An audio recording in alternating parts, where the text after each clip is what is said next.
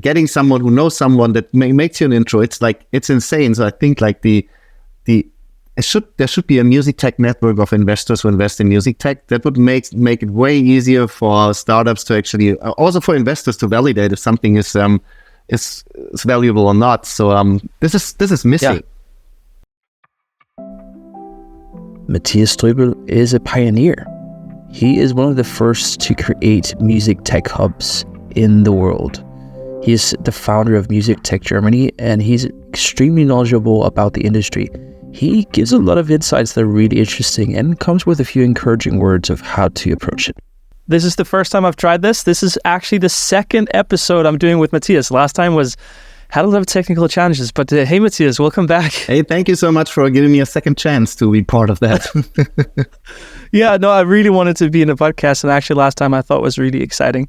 But just to give everyone sort of an idea of who you are, you're called Matthias, you live in Germany, you're the president of MusicTech Germany, and also done a lot of really exciting things. You have a very interesting profile because you're really in the middle, the intersection between music, technology, that whole innovation thing, but also community, which is really, really interesting. But could you just make a brief introduction of who you are and what you do?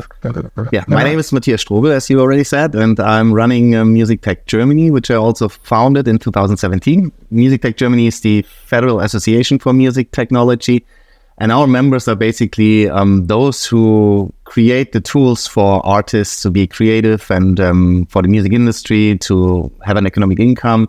So basically everything that's technological, from like music production software to musical instruments to everything along the value chain until the far end. But the other thing that like we have companies as members in our association, but we also have research institutions and academia as members, because we believe that if we want to innovate the music ecosystem, these things have to go hand in hand. And yeah, that's why we created this. That's one of the reasons why we created this association. And now since 2017, I'm running it. And besides that, I'm a lecturer for music technology entrepreneurship at the Clive Davis Institute of Recorded Music at NYU Berlin. I have a booking agency for creative technology artists, and I do consultancy for startups in the music tech space. Yeah. I love that. And we'll talk a lot about all those kind of things. What I think is really, really fascinating about MusicTech Germany is I'm a pretty avid LinkedIn poster and reader. And what's really inspiring about what's happening in MusicTech Germany is that so many people are part of it. Like when you see the pictures, it's insane. You know, I've seen pictures where it looks like there's like 150 people at an event. That's not to be mixed up. So there's like MusicTech Germany, we have a membership-based structure, and we have around 40 members now, which is companies and, as I said, research institutions and also usual people. But then the other thing that I'm doing is what I started in 2018 is I wanted to like create a place, like a physical place for people in Berlin, at least, where they can meet, who all kind of like are interested in what's happening on the innovation side of music or in general about music tech. So I created this music tech meetup, which is a strange name, but it's exactly what it is. It's a meetup for people from all different backgrounds who can meet and hang out with each other, learn from each other. So I started this community in 2018, and I'm running these. I'm supposed to run these meetups on a bi-monthly basis, but it worked out at the beginning. Then we had a pandemic, and now I'm trying to like pick up on it. And the community grew into like 2,100 people. Every meetup, there's around 200 people coming. And wow. I structured it in a way that it's kind of like a super mini micro conference. So there's always an overall topic, and then I invite 3 people who give inspiring presentations, not particular sales pitches, not at all. It's more about like inspiring the people in the room about the topic. It can be everything from AI in a certain use case to like musical instrument building to whatever. And and after that there's always free beer and it's always free entry. These are the 2 creators that I have, and I'm always sticking with that. And And that's what I'm doing in Berlin for the Berlin people. I would love to do that, roll it out on a global level. I get constant emails from people from all over the world who say, could you not live stream it? It's so interesting. But I don't make any money with it. I did it on a volunteer basis. And I didn't make money. Nobody got money. I got the venues for free, the beer for free before the pandemic. And now it's different. I have to pay for the venues, and the beer companies don't give me that for free anymore. So I'm lucky that I got public funding from the Berlin Senate last year after asking for it for 4 years. And now I have at least enough money to pay for the venue and give the speakers a little bit of pocket money for their effort that they're bringing. Yeah. Because I think that's a general trend I see all over the place right now, is that the music technology landscape is really developing. And we'll come a bit back to that, because that's sort of one of the main topics of the talk. But another main topic of the talk is obviously you as well. You're here as a guest. And I'm really intrigued about your story. How did you get into music technology? It was actually a coincidence. I was always interested in music, and I grew up with, I had to grow up with music. I had to start playing the piano with 5. I went to a boarding school that had a whole musical focus. But then in 2012, when I finished my studies about business communications, I wrote my thesis about the opportunities for the communication opportunities for independent artists in the digital age. And that was when things like web labels started and these kind of things. So I thought, like, this is like a thing that's going to be relevant. And then I thought, hey, I'm gonna work in some kind of like music industry entity and bring in my knowledge, learn more. And but before I did that, I went to India, traveled there for half a year, and then came back and did something totally different. Bought a bicycle trailer and sold drinks in the parts of Berlin because I thought that's the thing, and I'm gonna make money with that. But then my girlfriend came and said, look, I have a couple of friends who have this crazy thing that they build. It's an art installation, but they want to make a product out of that. And they have no idea because they're all artists. You want to have a look at it? And she said they can create music out of air. And I'm like, what? This is so insane. I want to see that. So I went there, and they had this dancer in there, and she was amazing. And this Kinect camera, like motion capturing camera. And she was like moving, and the music was playing, and when she stopped moving, the music would also stop. And I'm like, wow, this is insane. That's so cool. I wasn't really sure if there's a product or something that can be done with that, but I wanted to be part of that and learn more about that. And I talked with them, and then we decided to think about creating a product out of that and getting a patent on the technology and all of that. And we started Narwhal Sounds, which was my first startup in 2011, 2012. And This is how my journey into music tech started. Yeah, it's interesting. And because that's right now, when I look at your LinkedIn, it says, well, I'm paraphrasing now, that you're really interested about the impact, not so much about the finances per se. Is that like sort of where you come from? Is like you're really interested in what can the technology do within the music space? It's sort of a very anti-capitalistic way of framing things. That's a really good reminder to change my LinkedIn story thing that I put in there, 8 or 9 years ago. It's still true. I mean, I still believe that building something meaningful and building something that can actually enhance either the creative possibilities of an artist or enhance the economic opportunities of an artist is still something that I value the most. Like if somebody builds something that is meaningful and has an impact, no matter if they have the financial capabilities of doing that or not, I love if people get into music and tech with passion. But obviously, having like the life that I had and the experience that I had, I think it's super important to somehow have an idea how you're gonna fund this, how you have like the channels to raise money, to get into like make sure that you have financial resources to actually live the dream that you have. But like we started Narwhal Sounds from a passion perspective. That's why it's also one of the reasons why it probably didn't work out at the end. But yeah, you have to there's a whole package that you need to bring onto the table in order to start a company. Thinking about like doing your market research, finding funding opportunities, making a product that actually somebody needs. In the best case, it solves a problem. So I kind of like shifted that mindset a little bit, but I would still, for my personal life, like this is an absolute personal perspective. I see this is like a whole philosophical thing now, but my currency in life is experiences and not so much money. And I'm way richer on experiences that most of the people that I know, even like some millionaires that I know, They don't have the experiences that I have because I can jump between both worlds and they are stuck in their upper class world. And at the end of your life, what probably counts the most is the experiences that you made throughout your life and not the money that you have in your bank account. But then money helps a lot to make life easier. And that's why it also makes a lot of sense to do something in your professional life that makes money. Yeah, it makes sense. You said you had 40 members of MusicTech Germany. Yeah. And a lot more members in the community. And you talk about passion versus business acumen, sort of, I'm paraphrasing now. The members you have in your organization, do they primarily come from passion music, or do they come for technology? Or what's the mixture of people there? It's a total mixed bag. We have companies in there that make millions and millions every year. They have a strong focus on building their products in the best way they can to grow fast and to reach a certain market share, maybe even with the mindset of probably having an exit in at some point of time.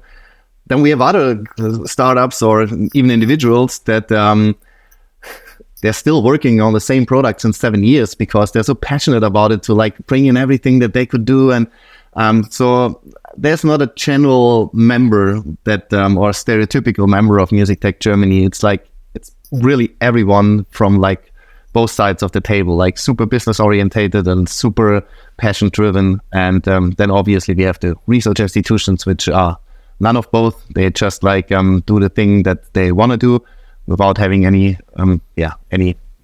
urgency to be in a business sense super successful. Well, we'll get back to that because it's a really interesting conversation. I also have some thoughts and comments I would love to ask you about or throw around with you. But after Nagel Sounds, you started Wicked Works, and I assume that was a bit more commercial enterprise, or what is that, and what is that all about? There was a lot in between Wicked Work and Nagel Sounds. So after Nagel Sounds, during Nagel Sounds, I attended a thing called MusicTech Fest. These days it's called MTF Labs. And MusicTech Fest was basically a gathering of individuals from the entire world that all had some kind of innovator gene in them. They came from different industries, from the automotive industries, from the space industry, from whatever. But they met to work with new technologies and build cool stuff with music. So music was the social glue, was the message. And I was there, and startups and people with cool ideas could present there and showcase their stuff. And I went there the first time in 2013 or 12 with Nagel Sounds, and then every year to their yearly gatherings. And the community was amazing and awesome. Then they had one in Berlin, and I kind of loved that a lot. And I wanted to somehow get involved with them again. And when I left Nagel Sounds, I did something totally different. It was 2015. The refugee situation. I started a refugee camp in Berlin and managed it for half a year. But then I went back to my music tech world, and I started working for the management team for MusicTech Fest. And that was basically one of the main reasons why I started MusicTech Germany afterwards, because they have this huge community of almost 7,000 people from all over the world, but they only meet once a year. And there's not really a way of communicating with each other throughout the year, and there's no network that is in place. So when I left MusicTech Fest, I decided to start MusicTech Germany. But then MusicTech Germany, I discovered, okay, this is something that's needed out there, and I'm super happy that it went the way it went. But I also need to make money because we have really low membership fees in order to make everyone be able to join the network. So I started Wicked Work, and that was basically a consulting agency for innovation in the creative industries. And we hosted conferences, we curated conferences and trade shows, we went to festivals and curated them. So kind of everything around creativity and technology where some consultancy was needed. And so this is the first thing that I did after MusicTech Fest or MusicTech Germany to make a living somehow. Yeah, and you still have a brand that you operate to this day besides your consultancies. That's also something with Wicked. Wicked Artists. And this came out of Nagel Sounds. That actually goes back to Nagel Sounds because So with Narwhal Sounds, I didn't say that so far, but we created this technology where we could translate any kind of data into music. And we first took the dance movement in front of a Kinect camera and translated that into music in real time. We never finished a product. We wanted to make a product for the Xbox. We never finished that for certain reasons. But what we did is we created like a prototype that was fully functional and what was capable of like letting two dancers in front of the camera dance with each other and create music at the same time. And somehow we got hired from like agencies and event organizations to perform with professional dancers all over the world, in Miami and in like lots all over Europe. And one day we kind of like opened up for Katie Melua, and that was so insane. I'm like, wow, there's a real demand for that. And then I talked with my friend Dennis, who was is still a journalist for German radio stations, and he worked at Radio 1 back in the days here in Berlin. And he interviewed me for Narwhal Sounds, and then we became friends and we stayed in touch with each other. And then we talked one day and I said, look, I guess that there's a lot of companies out there that would love to have like a different experience, a performative experience on their events, like be it the general assembly or be it the opening of a new venue or a conference, something that's more related to their brand, to their business image, rather than having nothing wrong with like singer-songwriters and rock bands, but rather than having like a singer-songwriter or rock band at the end of a general assembly. I'm pretty sure that they're interested in like innovative artists that we have in our agency now, and to book them to show how innovative the company is. So yeah, and then we started Wicked Artists, and this is like a booking agency for creative technology artists, and we have now around 12 artists in our roster. They all do different things with technology. They all do amazing things, from robots that are built to produce and perform techno music or other electronic music, to one Bertolt Meyer who was born with one arm, and he kind of like hacked his prosthesis to control a modular synth only by his brain waves, only by thinking about like controlling the pitches and filters and stuff on the modular synth. And to Paul Drakes, who does who performs with AI, and she started that already like 4 years ago. So we have a mixed bag of different artists who do different things with technology and showcasing how technology can enhance the creative possibilities for performing artists by also creating a cool show with it. Yeah. No, that's a really interesting concept, and I've looked through the Instagram and really seen a lot of cool videos going on. Going a bit back to music technology and the founders that are in there, because one of the things I'm curious about is when you look at, let's say, the music technology landscape in Norway, which is, as far as I know, 7 or 8 companies, and in Denmark, maybe around the same. I've tried to stay informed, and that's sort of what I could figure out. So let's say 2 countries combined, there's 15 to 20 companies. In any other industry, that would be a unimaginably low number of music technology startups. Why do you believe it is like that? I can't really speak for the infrastructure in Denmark and Norway. I do have friends in Denmark and in particular in Norway who run music tech startups there. And I know that they are especially in Norway, they have the NTNU in Trondheim, which is a university where you can actually study music technology. And they have a lot of smart people coming out of that. I guess that most of them, maybe, I really don't have any idea, but I think that they probably get hired by other companies to work for them. They're not particularly in Norway, maybe. And, or it's kind of like difficult to start a company there, maybe because they don't have the resources, they don't have the environment to actually connect with others.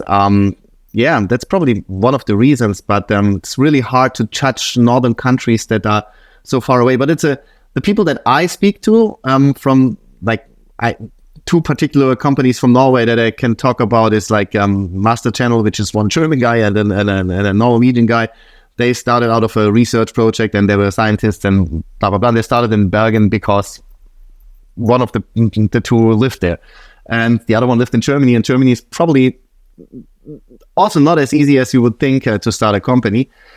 And and it's also spread out. I think that in Norway, people are kind of like spread out through the country and not in so dense environments than we have here in Germany, at least in Berlin, or when you go to the UK, most of the stuff is happening in Manchester, London, and so there's different. Most countries have these hubs where people do stuff in music tech, and in Norway, there's Trondheim, which is far away from Bergen, and then there's not much in between. But even if you look at Germany, 40 companies in music tech Germany. That's one of them. Because it's only 40, I think. I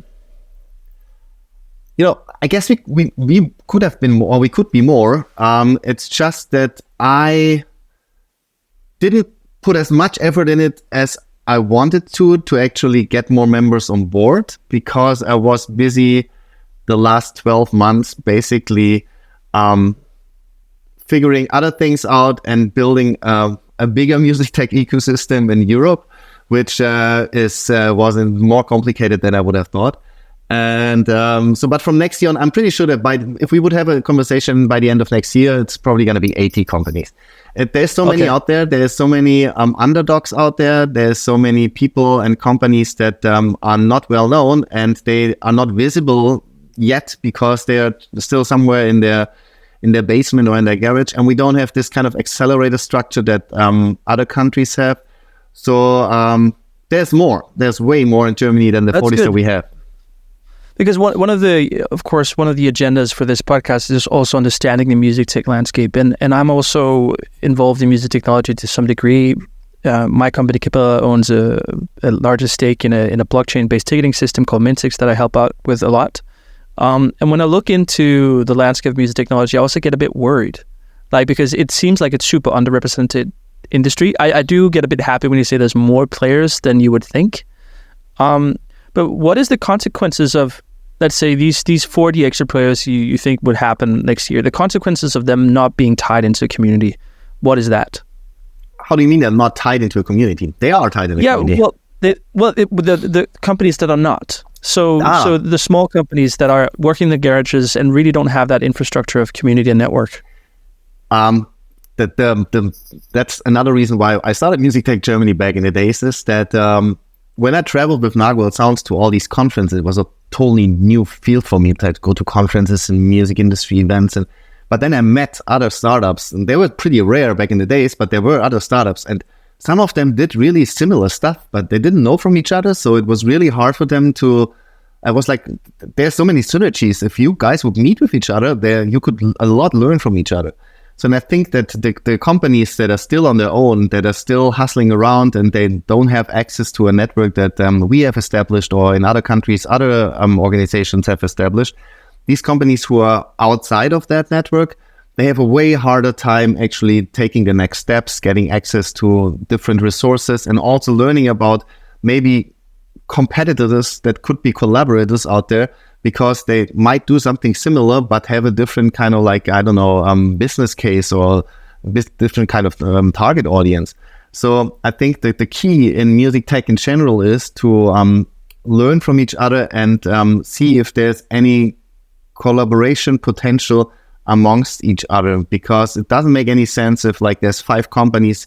I don't know how many companies I've seen who tried to build the next streaming service, and how many of them have failed, and it's obvious why they failed.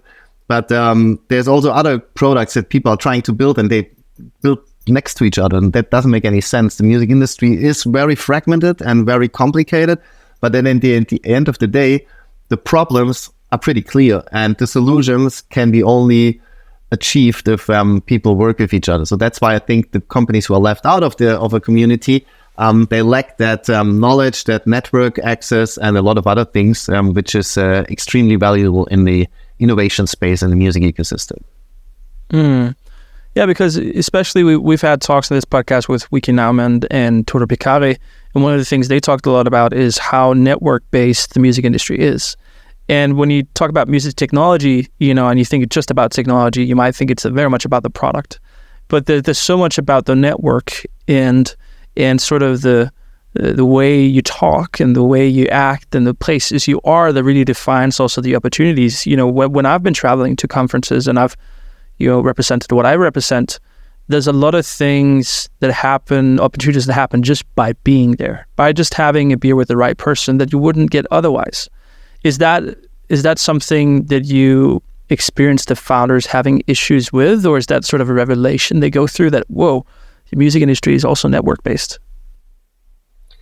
Yeah, I totally agree. The music industry is the whole full-on network business, and it's a people business as well. It's a lot about who knows who and who has like the credibility and the trust from someone else.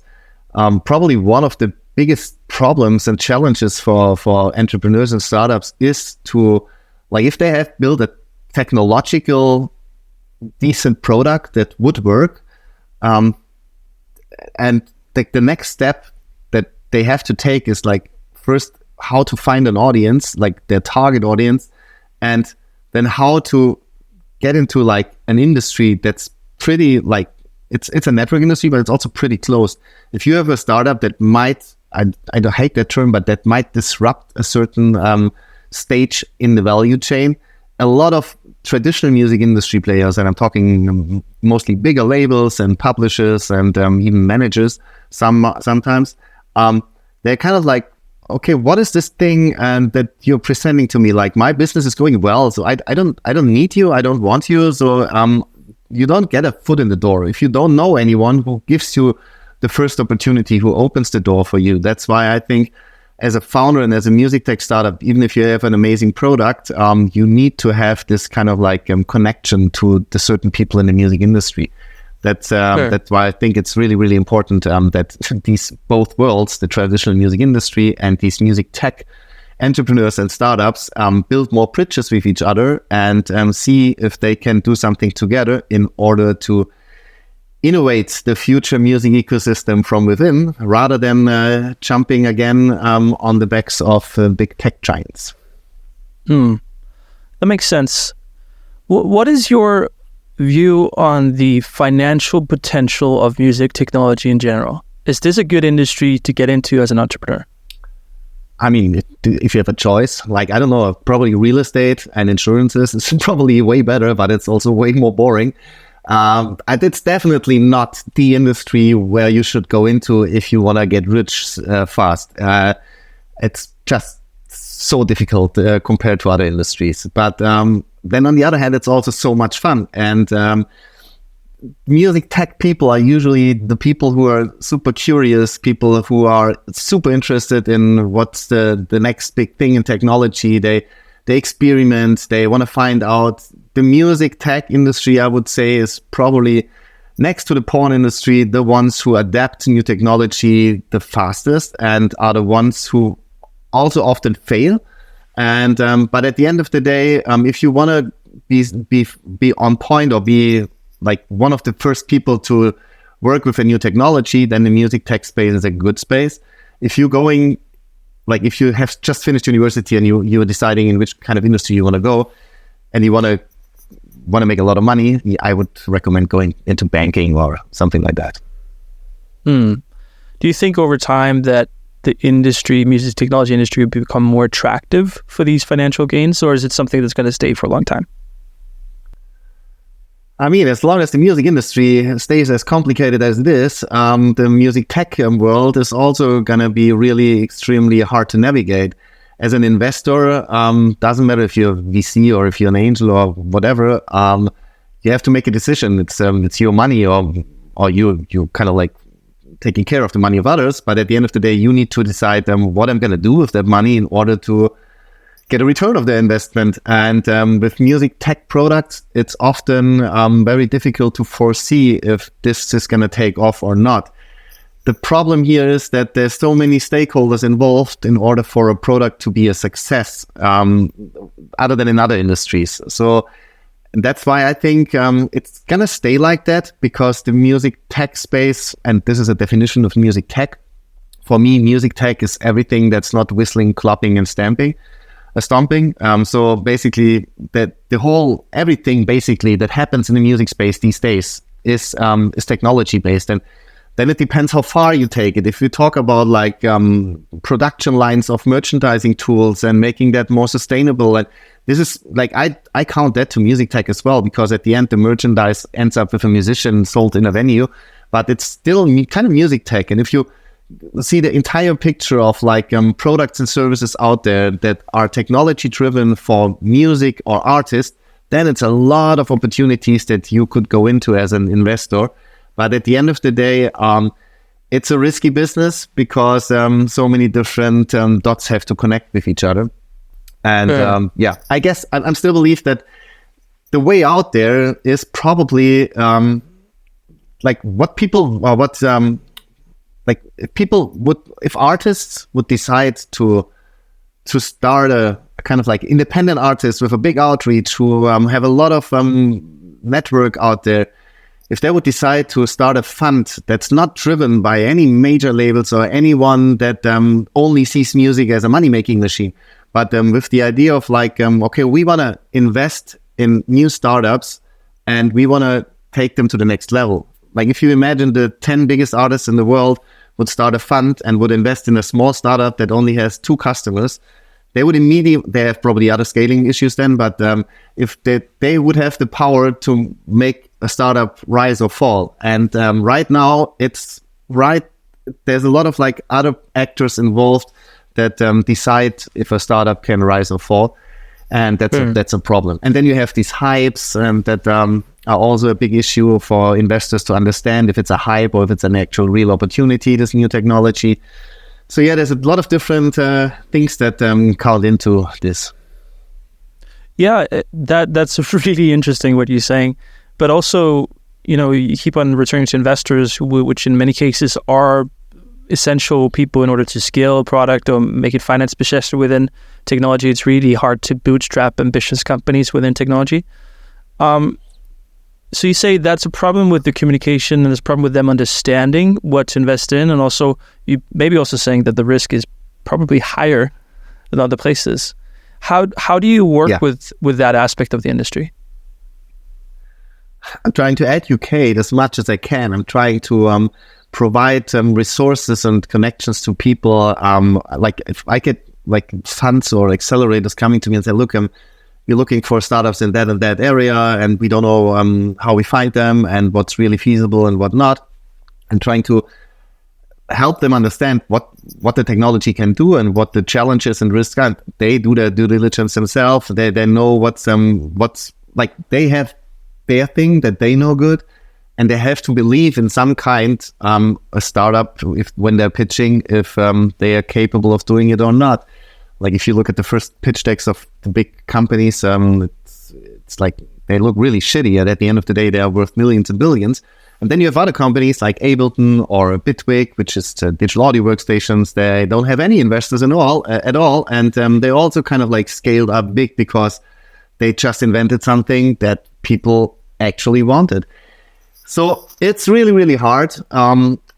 If I would be an investor that wants to invest like into different startups, I would probably do it in music tech because that's my industry. But if you're an investor that comes from another industry, I don't know if I would recommend that person to invest in a music tech startup. I think the best products to invest in is the industry that you know the most about, rather than relying on consultants and sometimes dodgy people that trying to convince you for something just because they want to do it for their own favor. Yeah. And that's the really complex problem that I meet as well. Like obviously the way that I run my company, which we right now define as a venture studio, is, facilitating founders and the ideas and help them develop and also find financing. And we've been lucky, all financing efforts we've landed. But also that sort of narrative and communication you do is really, really difficult. We haven't fundraised a lot. We've fundraised around 500,000 euros across different companies, but it's still, it's still a start. But what we're really working on is sort of, can we tell parallel stories about our industry and our potential that they do recognize? So we're really experimenting with that narrative, and it's really difficult. But I also hope... Did you build up yourself like a kind of like when you started raising the first money, did you have already contacts to a lot of investors, or like No, we started from scratch. So right now we have 14 investors that have invested over, 25 small investments. But the way I did is I just pretty random. Just found the first guy who had a bit of money that we were related to. So we were renting an office space, and the guy who owned the office space, I sort of explained to him about the rise of worth of IP rights and acquisitions, especially with focus on hypnosis, because I used to do a fintech startup with that focus. Actually, we it's called Timbre, and whatever jukebox is right now, we tried 5 years ago. All right. But obviously, we were too young and dumb and didn't know enough. But at least we were very good at that narrative. So I basically just told him that we were starting a music company. We don't really know what we're doing, but I'm good at telling stories. So and potentially this could be worth something. And he's like, okay, I go in with a small amount of money, and that those amounts just increased, and now we're in the process of closing a new round. So at the end of this year, we'll probably be around 650 or 700,000 euros in total what we do. Cool. So what I hope to do is becoming really, really good at telling that story and helping others tell that story. Because as you say, the narrative towards investors is essential, but also maybe one of the most difficult parts besides the complexity of the industry. True, but would you also say that the network effect that we just talked about in the music industry, that if you don't know anyone, it's really hard to get a foot in the door? Isn't it the same with investors? Yeah. I don't know who told me that, but I think a year ago there were on whole Crunchbase, there were only a handful of investors that invested in music tech companies. So finding these people and doing cold acquisition emails is anyway pointless. And getting someone who knows someone that makes you an intro, it's insane. So I think there should be a music tech network of investors who invest in music tech. That would make it way easier for startups to actually, also for investors to validate if something is valuable or not. So this is missing. Yeah, and that's not just talk about new ideas, but that's something that I've really been missing when I look out on the different music tech communities that's starting all over Europe. Is how do we get money then? Yeah, because the investors we have, none of them have invested in music associated companies before. But now they're open. So some of the investors that came in with small amounts came in with more money in a new venture that we're representing. So hopefully you can have some sort of snowball effect of information, because obviously every single time I send out a board update or a new pitch deck, they learn more and more about the industry and the potential of it. So I believe that Europe, Music Tech Europe, really needs that sort of information and network. How to structure it, I have no idea. But yeah. Yeah, that's the thing. That to structure that is a thing, and also to we've Music Tech Europe is basically done. We are founded. Just the paperwork is not finished yet, but there's lots of things that we want to do, and there's also now the question who's going to do all these things, and we have all these networks and organizations, but everyone is also having their daily life. And having someone who aggregates a list of investors and communicates with them and starts a fund with them or whatever it's going to be. This is a real challenge, and you need to have either a lot of savings and a lot of time to actually do that, or somebody needs to take on that challenge because they are in that field anyway, and for them it's way easier for someone that doesn't have all the contacts for that. But that's one of the ideas of Music Tech Europe, to bring everyone closer together. And even if you look at all the creative Europe, the European calls out there for funding for the creative industries, there's a lot for audiovisual film, and there's a lot for games, and there's not so much for music, and there's little for music tech. And that's also because even with them, these people who sit there in the European Commission, they don't know really what music tech is, and to define that term, to tell people what it actually is capable of doing, this industry, and how much money is made in that industry, how much taxes are paid, how much people are employed in that industry. So it's a real big industry. It's really, really big, but nobody has ever done a study about the economic potential of that industry, which would also help to raise attention for the for investors and for also public funding structures. So there's a lot to do, but we have to do it step by step. And now you talk about step by step, and you talk about, MusicTech Germany and MusicTech Europe. And as far as I've understood, I don't know, maybe there's a tiny bit of compensation in it, but I would assume there's a lot more work than there's monetary value for you as an individual. How do you balance that, and what's your emotions towards putting so many hours towards building a better future for others? There's really only little money in that, but I knew that from the beginning. No, I didn't know that from the beginning on. I thought that I can get some public funding in Germany to actually start this association and then maybe even pay me a little salary. That's not in it anymore. It's really a volunteer work. But I'm as I said at the beginning, so I'm really passion driven, and what really gives me a lot more than having a big salary when working for MusicTech is that MusicTech Germany is that we're now building MusicTech Europe. There's now 11 countries who have created some sort of similar structure that I did with MusicTech Germany in 2017. So having other countries following that example, knowing about the importance and and this is the most important part, all the people in these different countries, Jose, who does it in Barcelona, Mathilde and the people in France, there's Anna in Italy, all these people, they put a lot of passion in building this network and structure basically for free, just with the, sounds weird, but the altruistic idea of creating a better future for the music ecosystem and not making tech people destroy the existing music industry. It's all about building bridges with each other, and to do this, we have to start bootstrapped, if you want to call it that way. And maybe at some point there will be a way of financing this entire structure. But then at the same time, as long as there's no money involved, everybody is doing it for the reason of being passionate about that. And that's a way better driver to grow a network than having big institutions financing it. We had certain companies that wanted to be part of MusicTech Germany, which we denied because we said, if you come on board, if we take your money, then you dictate what we are doing, and we're not going to do that. So it's a passion project. And when I do the meetups here, and there's 200 people coming, and half of them telling me how thankful they are to have this opportunity to meet like-minded people, this is way worth than all the money in the world. Sounds weird. I can say that because I make my money somewhere else. If I wouldn't make my money somewhere else, then I wouldn't probably talk the way I do. But it's a personal thing, I guess. Yeah, but it's very admirable. But it's also conflicting to hear it, because as music tech entrepreneurs, I think one of the things that are really lacking is financial incentive.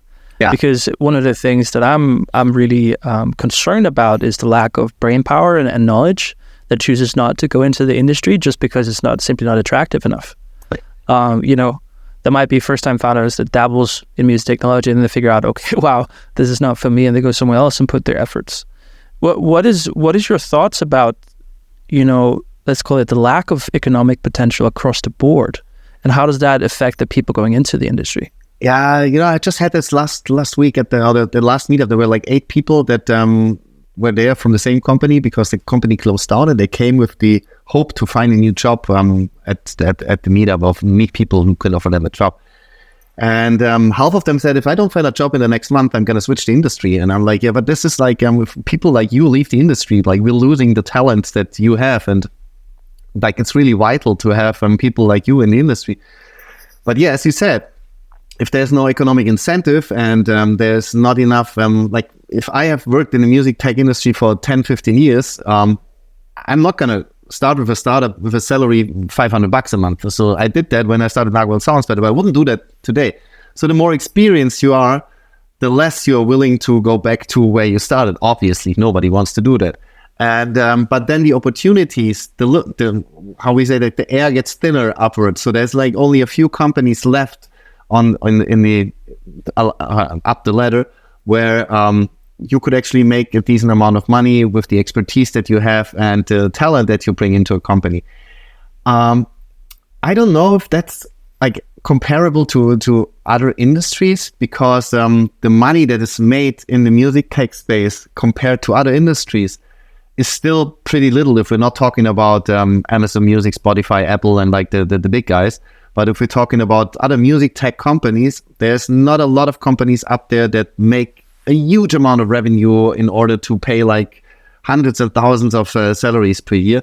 And that's probably because of the industry. The industry is fragmented, but then at the same time, there's an aggregation of certain products in one space. Like if you look at what happened with what Native Instruments tried with Soundbite and with like all the others that try to be part of that conglomerate, people are trying to like aggregate everything in one space, and then there's no place left for entrepreneurs and startups to rise. And that's a problem because then the economic incentive to support these startups who might have a similar or even better idea is pretty little. And and then we have the same kind of like corporate structure that also destroys innovation in some sort of sense. The bigger the companies get, the less innovative they are. Yeah.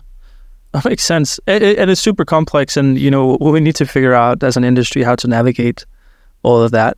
True. One of the things that I'm a bit hopeful towards is the rise of the market cap for independent music, which seems like there's in general there's a tendency towards non-aggregated companies that are also gaining popularity both in the artist side, but also the music company sides. Do you think that's going to spill over into music technology? I think that, so I'm not a big fan of major labels, that's no secret. And I don't think that it's wise for a young artist to sign up for a major label because that can destroy, or not destroy, but it changes your career definitely, and not always for the better. What I think is that, it's kind of cool that we didn't talk about AI the entire conversation. But what I think is like there needs to be certain solutions out there that you can only be part of if you own all your rights, or if you're signed with a independent entity that understands your needs and actually works with you rather than uses you to work for yourself.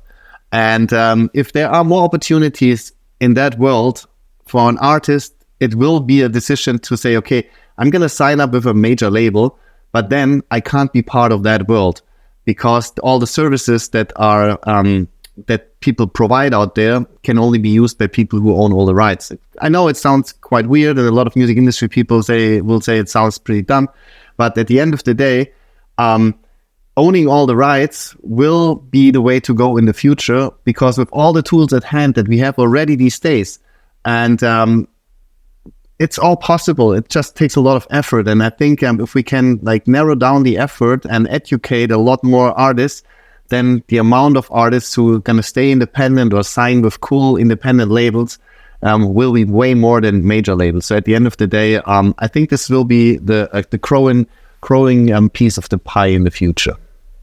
That makes sense.